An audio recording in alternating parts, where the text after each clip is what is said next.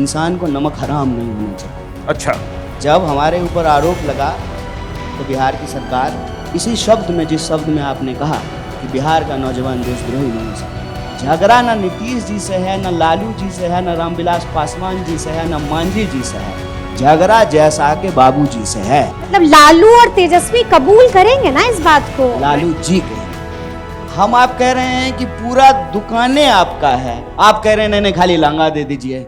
नीतीश कुमार तो गुंडा नहीं है ना, नीतीश कुमार तो अपराधियों का राज तो नहीं चलाते हैं ना, कि नीतीश कुमार में कुछ बचा नहीं जो आपने देखा था, क्योंकि 2005 में भी आपने देखा और 2025 भी देखिए, देखा है। नीतीश जी मेरे लिए आदरणीय हैं। नीतीश जी आपके लिए आदरणीय मेरे है। लिए इसलिए आदरणीय हैं कि इंसान को नमक हराम नहीं होना चाहिए। अच्छा, जब हमारे ऊपर आरोप लगा तो बिहार की सरकार, बिहार के मुखिया इसी शब्द में, जिस शब्द में आपने कहा कि बिहार का नौजवान देशद्रोही नहीं हो सकता जी। है, नीतीश जी के लिए हम कुछ नहीं कह रहे हैं, लेकिन हम कामना ये करते हैं कि आपने कहा कि नीतीश जी चला रहे हैं, हम कामना यही करते हैं कि नीतीश जी खुद चल लें। नीतीश जी खुद खुद चल लें। जी। नीतीश जी अगर खुद चलेंगे ना तो इतनी चिंता की बात नहीं है। अच्छा, आज भी भरोसा है?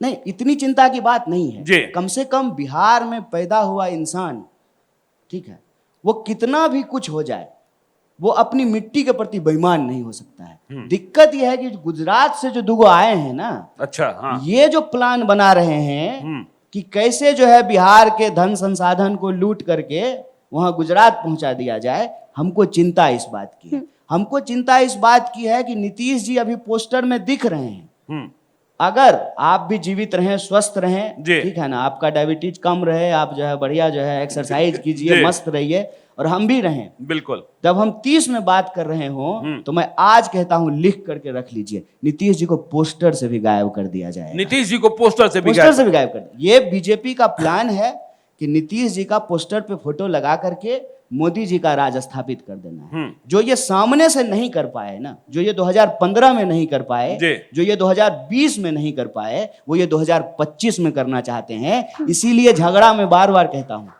झगड़ा ना नीतीश जी से है, ना लालू जी से है, ना रामविलास पासवान जी से है, ना मांझी जी से है, झगड़ा जैसा के बाबू जी से है। जैसा के बाबू जी से।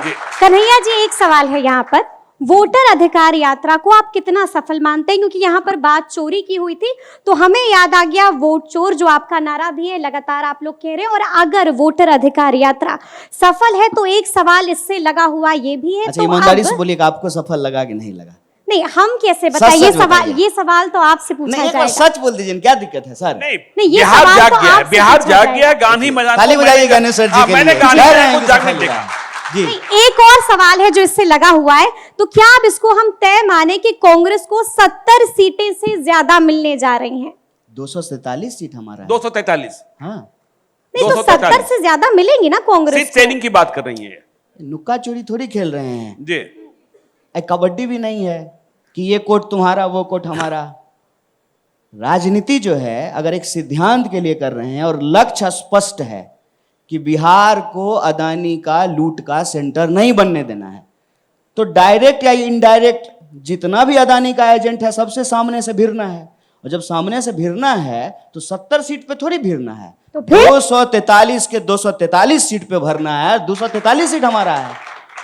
मतलब लालू और तेजस्वी कबूल करेंगे ना इस बात को? लालू जी कहिए जी। वो इसलिए कबूल करेंगे ना?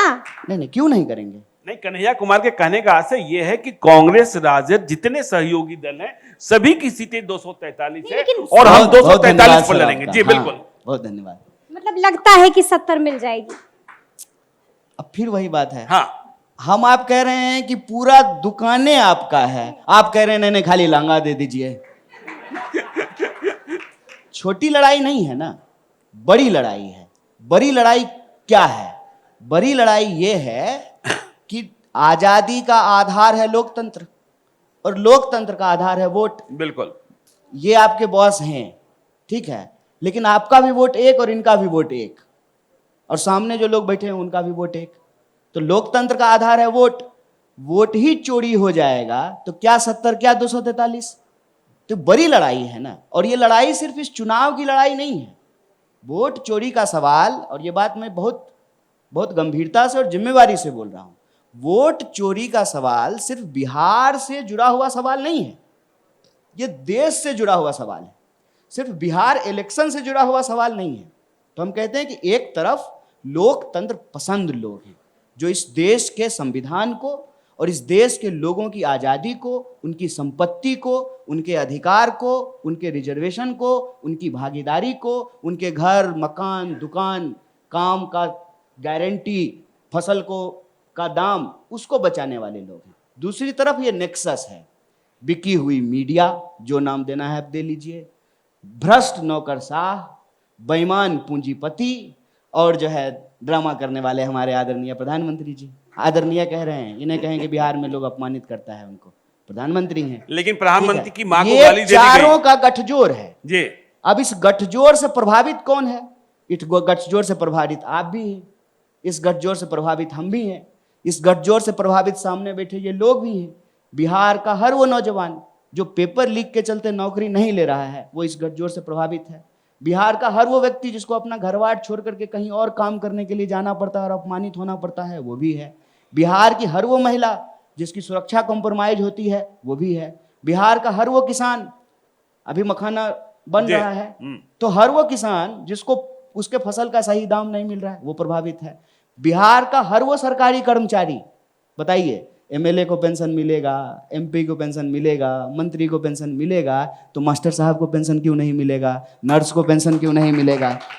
तो ये जो प्रभावित वर्ग है उनको इकट्ठा होना चाहिए इस गठजोड़ के खिलाफ। तो ये लड़ाई बेचने वालों और बचाने वालों के बीच में है। और याद रखिएगा, 1947 में देश बचाने वाले जीते थे और बेचने वाले भागे थे।